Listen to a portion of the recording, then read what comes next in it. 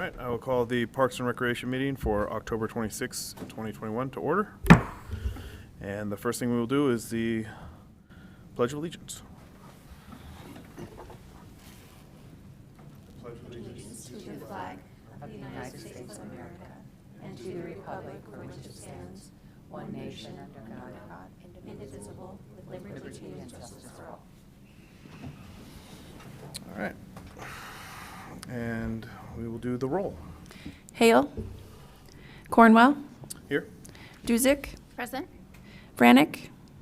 Zibble-Wolf. Here. Noyes. Snyder. Present. All right, any amendments to the agenda? There are none. Ceremonies, announcements, appointments, and presentations, I see none. Any declarations of conflict? I see none. Consent of the calendar, the approval of the minutes for September 28th, 2021. I'll make a motion to approve them. I'll second it. Duzick. Abstain. Cornwell. Aye. Snyder. Aye. Zibble-Wolf. Aye. Because we didn't have a quorum for that. Does that pass? Yes. Okay. Citizen issues, I see none. Unfinished old business, parking at Quinlan Park. Yes. I just wanted to let you know that that issue did go back to the city council at their last council meeting. It was reviewed by them and it was adopted. The next step, as you guys presented it, as the next step now will be a public hearing for fees, because there are some new fees, some increased fees. At that same time, we'll be looking at some of our recreation fees.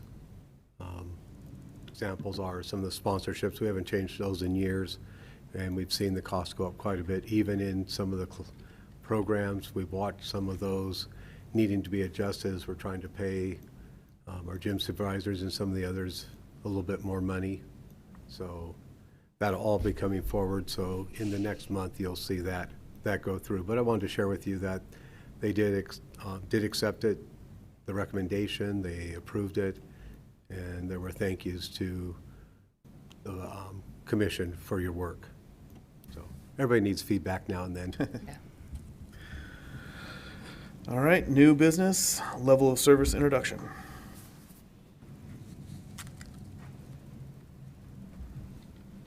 Thank you, if you'll bear with me as I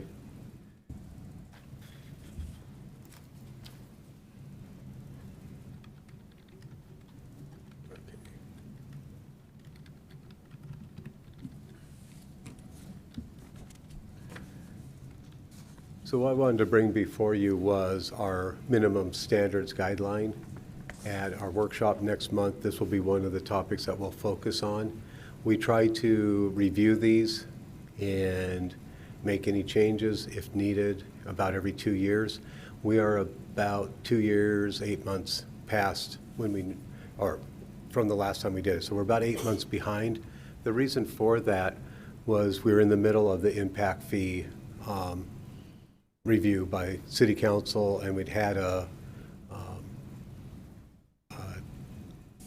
consultant working on them for us and everything, and things just got delayed. So to go back in and change would have impacted all of that. So we just held. But it's now time to do it again. And how it works, we hear a lot about planning. Are we keeping up with growth? Are we working with everything? Our minimum standards is a part of determining our level of service. Level of service is made up of a number of different areas.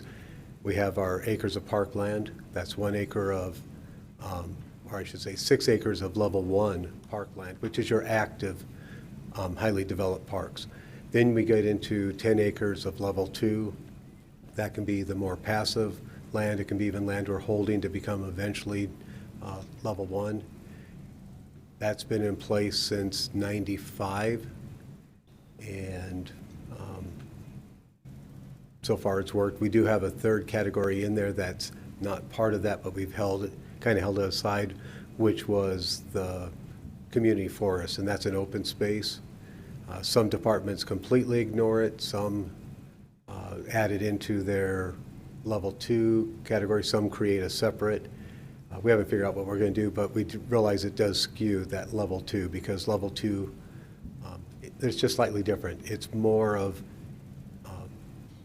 ties into the level 1. It can become future level 1. It might be the Centennial Trail. So, but that's a set standard there. The next one is the minimum standards, which is what you folks will be reviewing, and I'll go into that in detail in just a minute.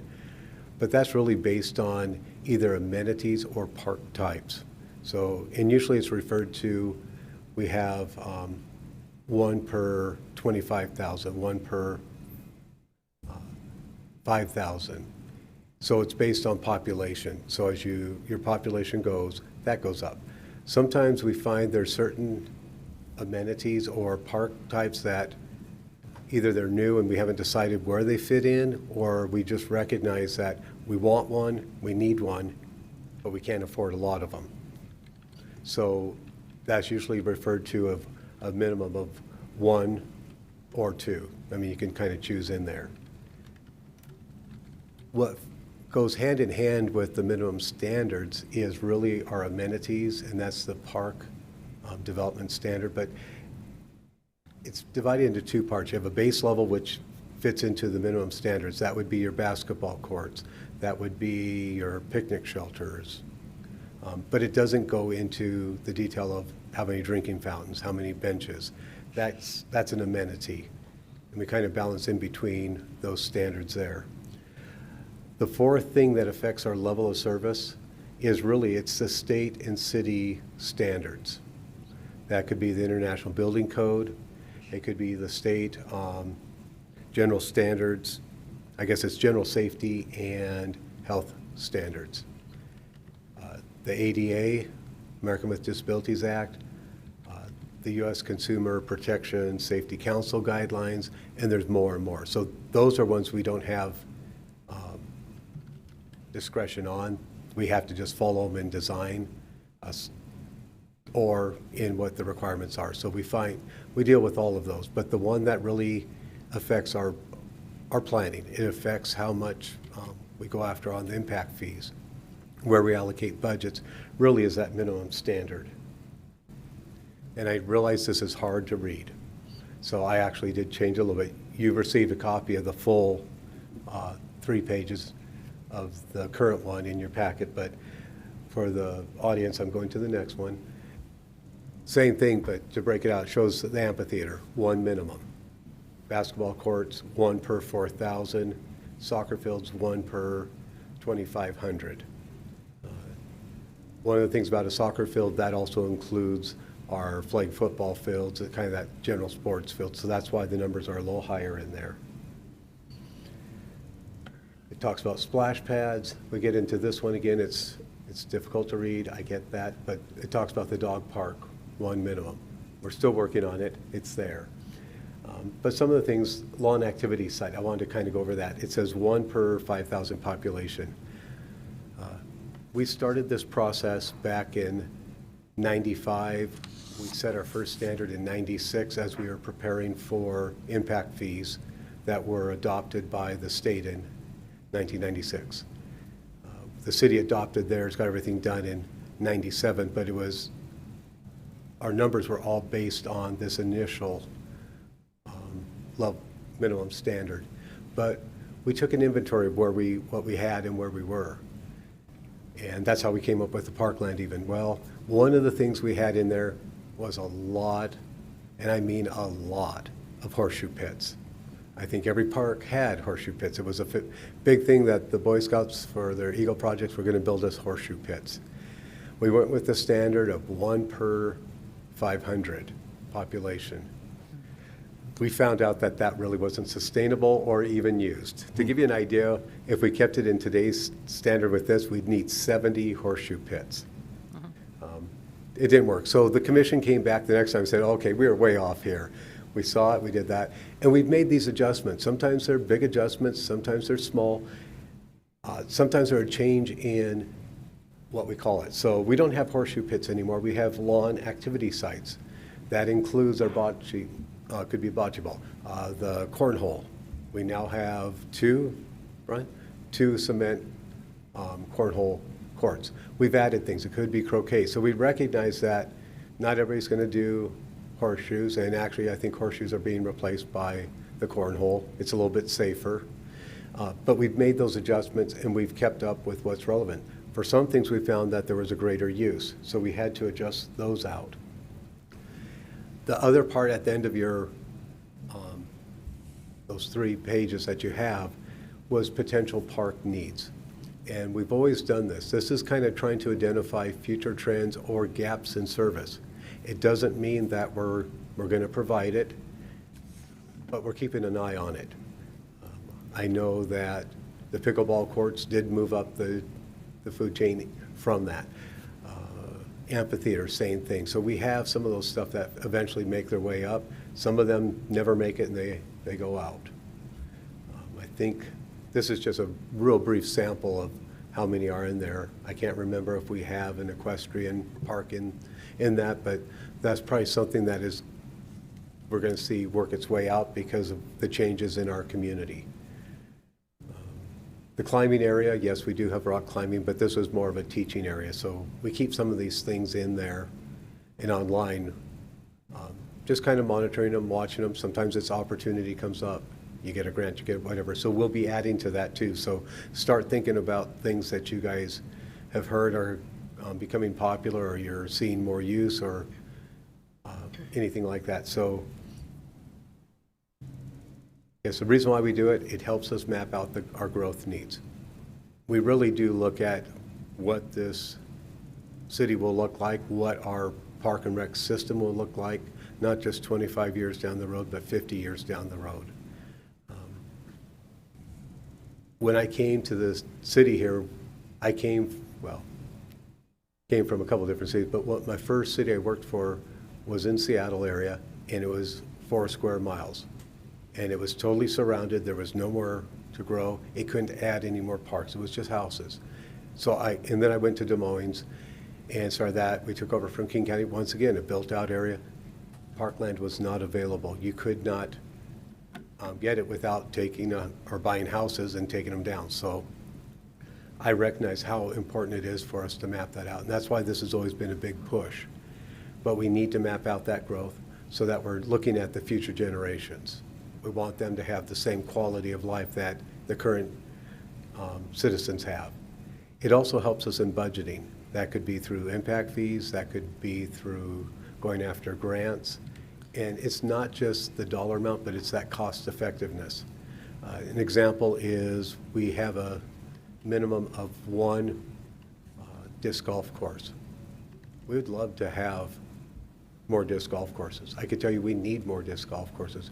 But when you look at the cost to put one in, it eats up a lot of resources, and to put that in, we have to give up a lot. Just in land costs, it would be about $5.4 million to purchase enough land for a disc golf course. So those are things that you kind of weigh as we go through this. We look at that, what is reasonable. So sometimes we say, yeah, we really would like to see more, but we recognize we just don't have those resources. It doesn't mean that if something comes up and we suddenly get a lot of land, or we get this or that, we can not do it, but that's where you see a 1 minimum. It doesn't always mean that it's not that we need more, it's just recognizing that that's really what we could afford. It helps identify trends, as I said earlier. And the biggest thing is it does balance out competing needs. We get requests, why don't you have this? Why don't you have that? Why don't you have... And part of it is we recognize the interest, we recognize that the person's passionate, but here's how we're getting to point B, C, or D. Everything is balanced off of each other. So it's a good way for us to, I guess, put a check and balance in what we're needing, how we're growing, where we're putting in our resources. Resources to develop, resources to maintain, resources to program.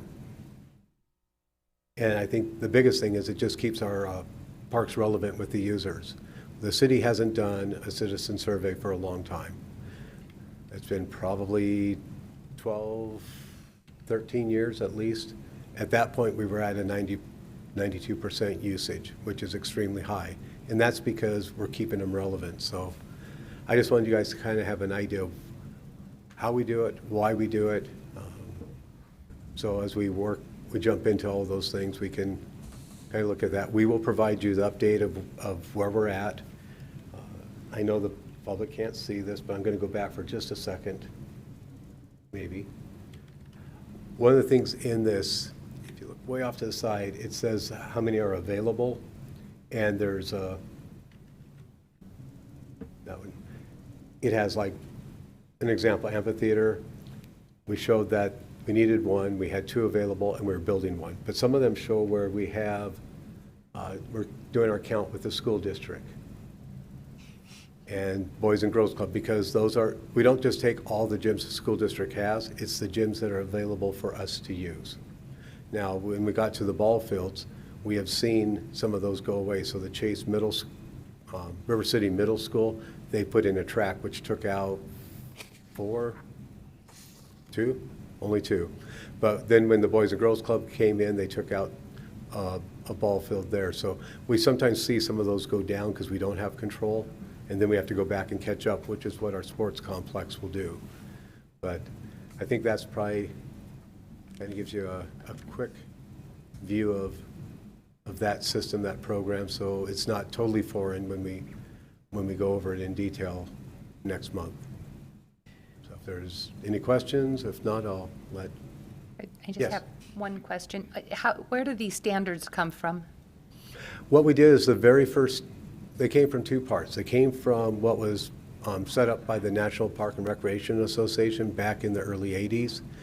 A lot of people like to reference that on parkland it was 10 acres per 1,000. The actual original one was 10 acres of active, level 1, and 10 acres of passive, level 2. So the original NRPA standard for acreage was 20 acres.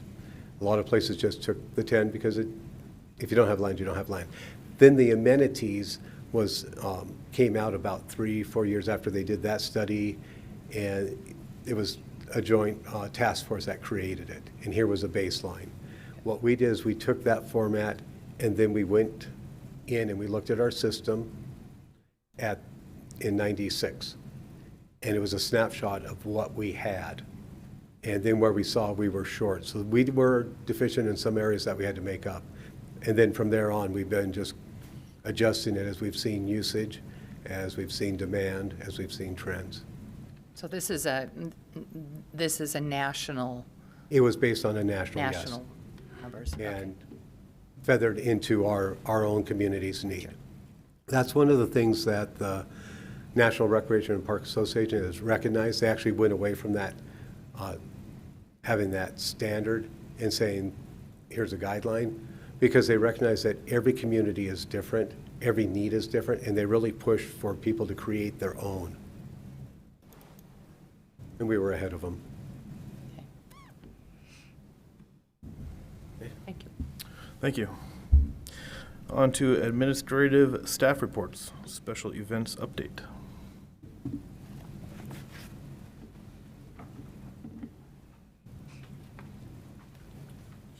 Hi there, I'm Tracy Stevenson, the Recreation Manager.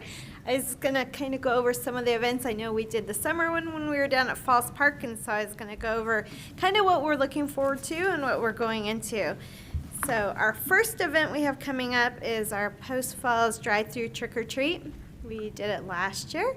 I thought it might have been a one-and-done kind of event. We'd be back in City Hall, but here we are, and we are doing it again. So we'll be outside out there in the parking lot. It is from 2 to 4:30, which I know is kind of an odd time, but that has been the traditional time that City Hall always did their inside trick-or-treating. So what we're hoping to do is we're focusing on the preschoolers and the little kids, because last year, of course, everyone was out of school, and that time worked for everybody. But we'll be focusing on that. And then we're hoping that the kids that are coming from school that get out about 3:20, that they'll have their little parties at school, and they'll be able to pop by on their way home and enjoy it. So we have a lot of our different departments will be out there with their tables, and then we also have the museum is joining in, Kootenai County Fire and Rescue, the Jack Center's joined in, the Chamber.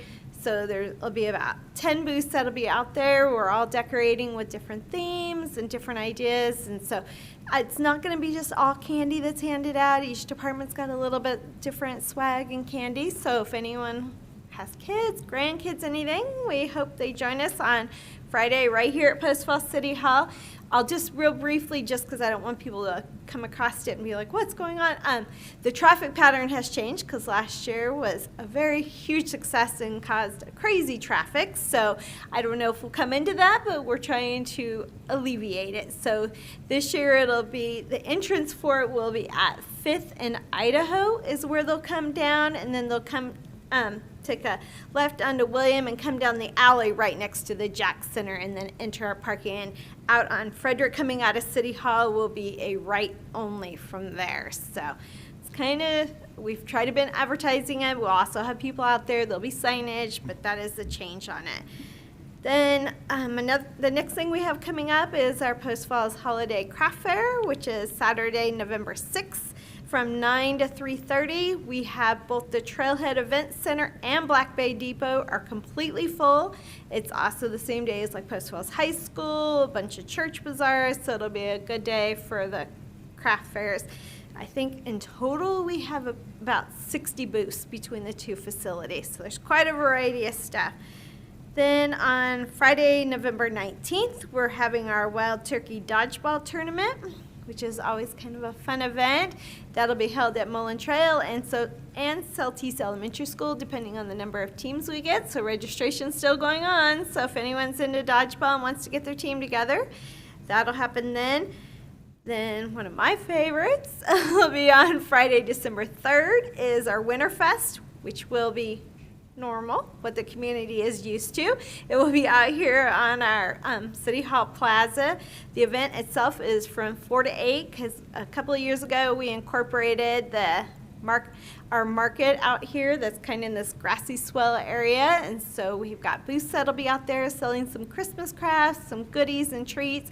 We have some people coming and giving away some like free pie tastings. We'll have coffee out there. We'll have cider, which is free.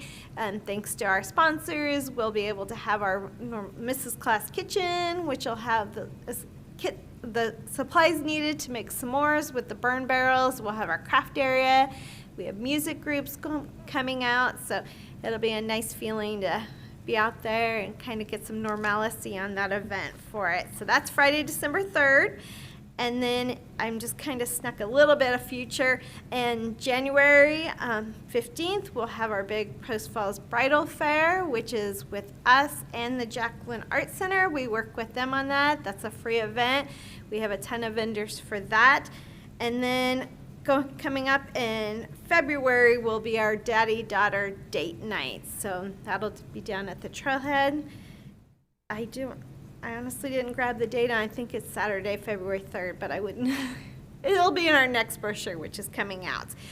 But also, I was going to say, we are always looking for any volunteers. If anyone, the community, anybody's interested, they're welcome to call us at the Post Falls Park and Rec, and we can always get people set up. We're really lucky. We kind of got a connection right now with the Key Club at the high school that's been helping out a lot with a bunch of different events, so we're excited for that. But we're always looking for some free help, and alluding not just free help, I'm just going to put a shameless plug in because it's been at the top of our discussions.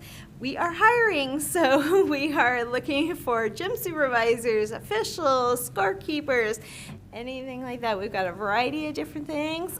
Our gym soups, we need to have them 18 and older, but scorekeepers and stuff can be 14. So if anyone out there is looking for a job, again, call us and we can get you set up. So any questions on our events coming up? I don't think so. It looks like it'll be a fun fall and winter, so we're excited for that. Thank you. Awesome, thank you. All right, on to park shelter and usage.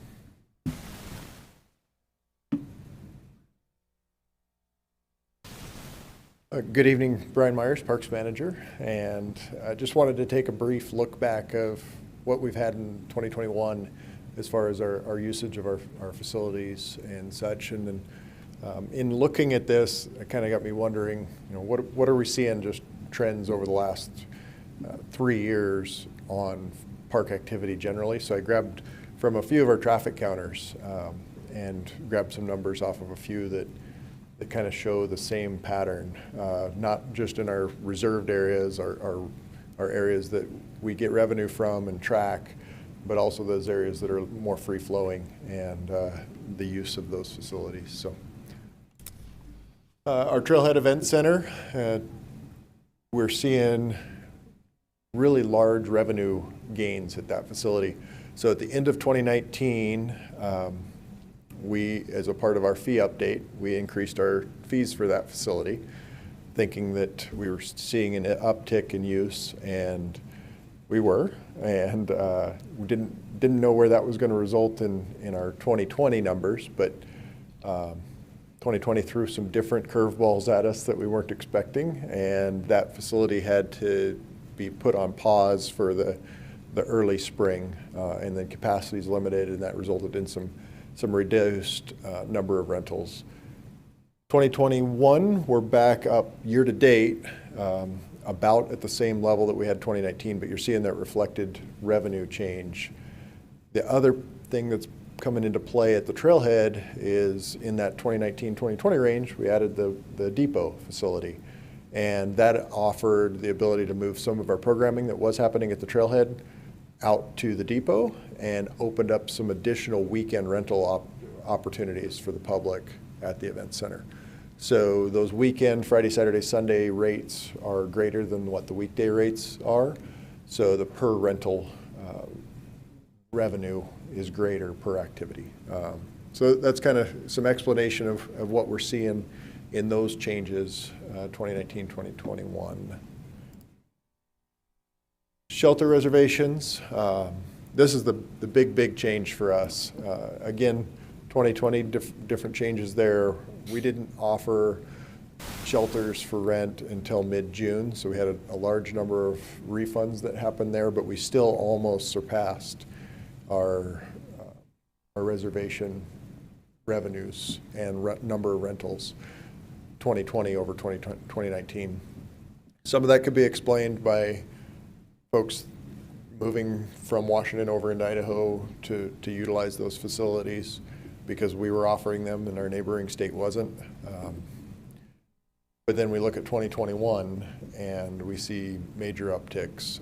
We offered 5 additional shelters in 2021 versus 2019.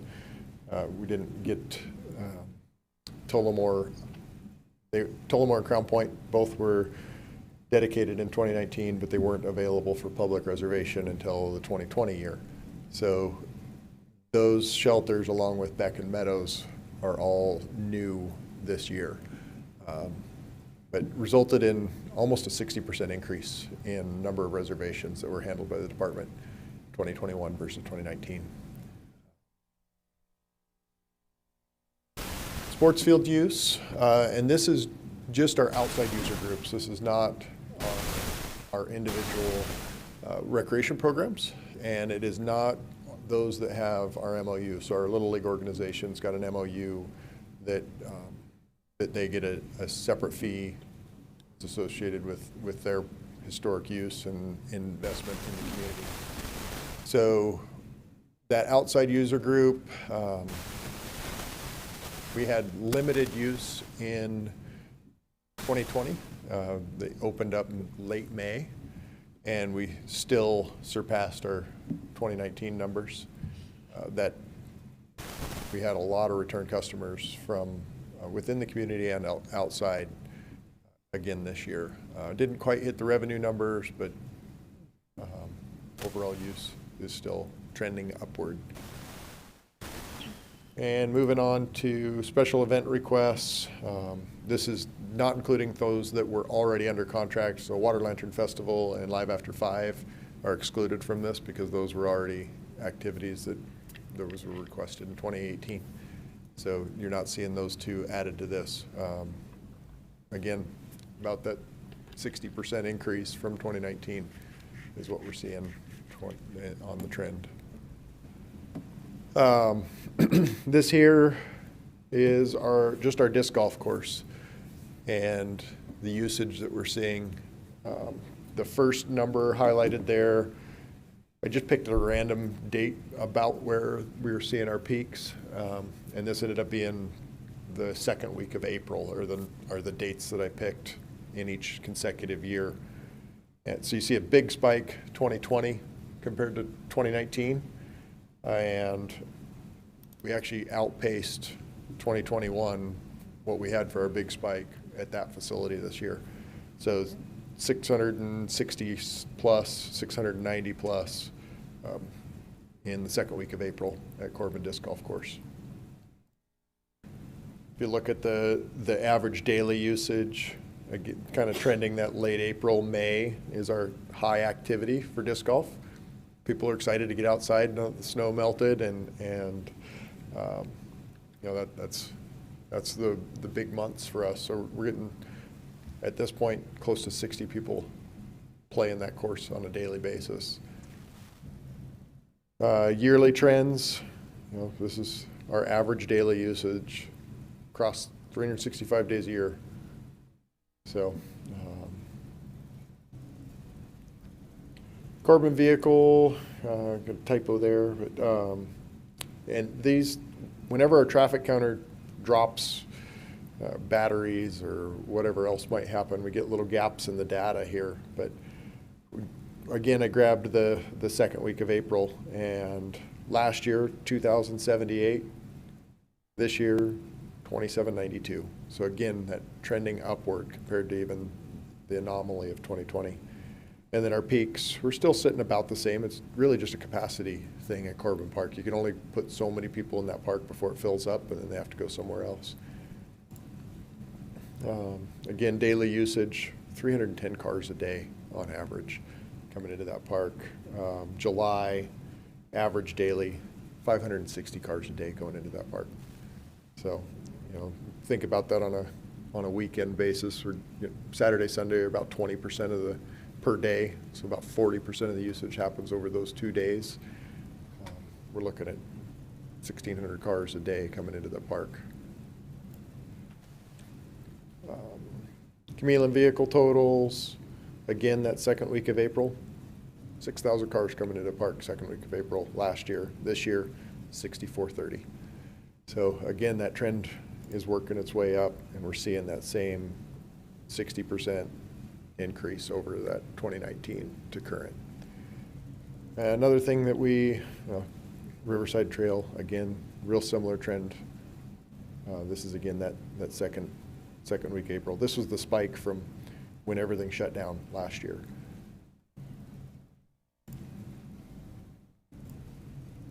And then another thing we measure in parks, the number of trash barrels we throw away and how often we clean our porta potties.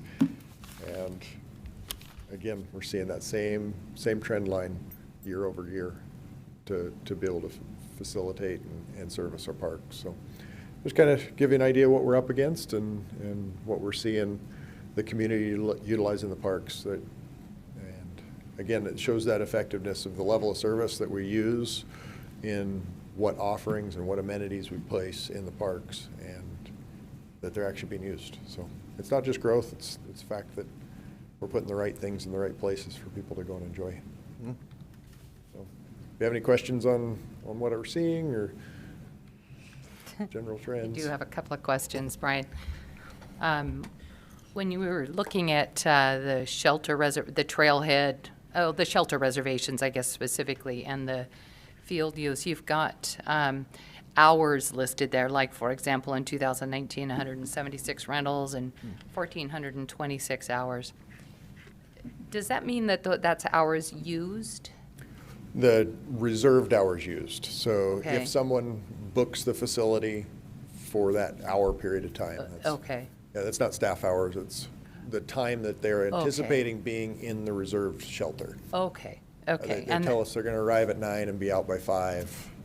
Okay. And that's true with Trailhead as well? Correct. And field use as well? And the Trailhead's the only one that, Trailhead and field use are the ones that we make sure we're there and present on time. Okay. The general shelters, we get those prepared in the morning, make them available to the public at 9 a.m. Yeah. then it's theirs for the day. So really, it's a one and done Okay. as far as the service goes. Okay, so there is some staff involved well, especially with the Trailhead and the shelter. Or Yes. the Trailhead reservations, I should say. Shelters are, those are Yes, the ones you can all of prepare. these require inputs to offer the facility as it's presented Yeah. to the public.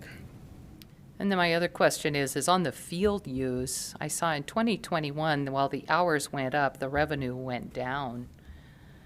Didn't go up a lot, didn't go down a lot, but why would that be? That's a good question. We had more game preps being requested in 2020 than we did in 2021. So we had more reserved use for practices where we don't have revenue that comes in for preparing for a practice, we do for a game prep. I see, okay. Because it does take more inputs. You know, generally a practice, we try to deliver that level of quality and safety on a daily basis throughout the growing season. Just generally, whether or not somebody's saying that they're going to be using the facility and they want dedicated use. That's what we aim for in 2021. There was more practices throughout the whole year, particularly in that early part. You know, April, May, you Yeah. tend to have more practices front-loaded on a season. Yeah, And 2020, we gave preference to games versus practice as well because there was such a high demand that we said, you know, if you've got practice, can you find another open pitch of turf somewhere to practice? Because there's just I so see. limited availability. Or we were scheduling practices because kids were out of school. We were able to schedule practices early in the day Yeah. and then place games in the evening. So that resulted in the higher revenue numbers. okay. Has your level of staffing stayed the same since 2019? We've had some slight increases. We juggled some things around between 2019 and 2021. We have not seen seasonal increases. We did add 2 full-time staff in that period. But the workload resulting in most of this is in that busy time of the year. I will say, we kind of schedule this all out on a big Excel table on 11.5 by 17 and post it up on the wall for the staff. Midsummer this year, you know, we got about inch blocks that we build, and it used to work great for us. We'd have about 5, 6 shelter reservations on a Saturday. We were stapling 2 11.5 by 17s together because we were running beyond the 11 cell blocks that were available and having to put 4 or 5 different reservations below that. So you think of somebody going and trying to drive to the 18 Absolutely. different shelter reservations on a day, and Yeah. so that's the dynamics that we're trying to manage through and adjust for. But we're getting there. Awesome. Anything else? If I could add a couple items, just so you understand, we have just finished our fiscal year with the end of September. So we're still out there crunching numbers, looking at things. But I wanted Brian to bring forward this. It's good analytics when we go to our trail counters, when we go to everything. Commissioner Wolf had asked about staffing and and that impact. Even for the trail or the shelters, you know, they're cleaning it and ready. But then just the parks in general, it's the amount of garbage we're seeing going up. It's the cleaning of the site. It's the cleaning of the restrooms. It's just dealing with questions, everything else. They're having that impact. But this isn't just in parks. When we look at the cemetery, we're seeing the increases. When you look at the recreation, we're seeing the increases. And we'll be bringing that back probably in January. We'll have everything there ready to show you folks. But it's a trend. And the funny thing is, what I was really curious to see is the national trend when COVID hit is people went out into the parks nationwide, a chance to get distance, but still exercise. They were at home, they had more time. And we reduced ourselves in our programs. So you didn't have the basketball, you didn't have this or that. But we saw when we were looking at the counters, kind of an offset. And so we really didn't slow down at all with the COVID years. But they figured about a 50% increase kind of was the national average. This year they said, through all their surveys and the different universities going through that 50% were people that never went really to the parks, that started going out to the park. They said that 25% of the people had already said they're not going to go to the parks. They're going to go back to the whatever they did before, and that was going to do that. And I was curious, would we see that same trend of a decrease? We didn't. And I think some of that is the quality of the parks, and I'm not just, patting staff on the back, but Post Falls is so unique. When you look at the community forest, when you look at having parks that are walkable in the neighborhoods, when you look at all these different things we have, the river, it becomes pretty special. And I think more people have discovered that. As we develop Black Bay and get that going, we're going to continue to see these increases, and hopefully it can handle that growth. But we've also just seen the community grow, and that's one of the things, not just in developing it, but we are going to have to staff differently. We're going to have to, it's not an unlimited budget, so it also means that operational changes have to go in, and that's where Robbie gets to fall in, is in some of his design. How do we harden it? How do we make it handle more people without the same impact? We've talked about with the sports complex. Get that done. We may be looking at bringing in some of the robotic mowers where we can control them, but have them set there and see how they work. They're improving every day. The Roomba isn't just for vacuuming anymore. And they're not that small. Some of them are pretty big, but we're going to have to see some operational changes. It's hard to get people. You heard a shameless plug for us needing sports officials, gym supervisors, scorekeepers. Well, it wasn't a shameless plug, it was a plea that we need people. What I just did was a shameless plug, by the way. But we also, I think, in one of our meetings earlier, staff was talking, we used to get people who, they needed just a little bit of extra money for Christmas or for this or that. Again, right now, people don't feel that need. So for those who want a little extra time, a little extra money, we're not getting that same thing. We've been seeing a trend go nationwide where you're seeing your high school kids, your college kids, not working as much on the part-time. Some of them want to just concentrate on school and not work. So we're seeing the same trends every other employer is seeing. So we're going to have to change operations and make things different. But unfortunately, we have people still out there, and we have to service them. And we'll balance it. Technology will help us on some things. We have some really good staff, both full-time and seasonal, and we'll continue to cultivate that. But I just thought the trends were pretty good because I can tell you from the quick glance right now, it's across the board. It's in recreation, it's in the cemetery, it's in the parks. All right, well, thank you. On to commission comments. Yeah, I have a quick one. Shout out to Tracy and her crew for the Shoes and Brews. Yeah, that was a great event. We went out there and volunteered a bit, and it was fun. It was a lot of fun. Great job. Awesome. All right. Well, if nothing else, we are adjourned.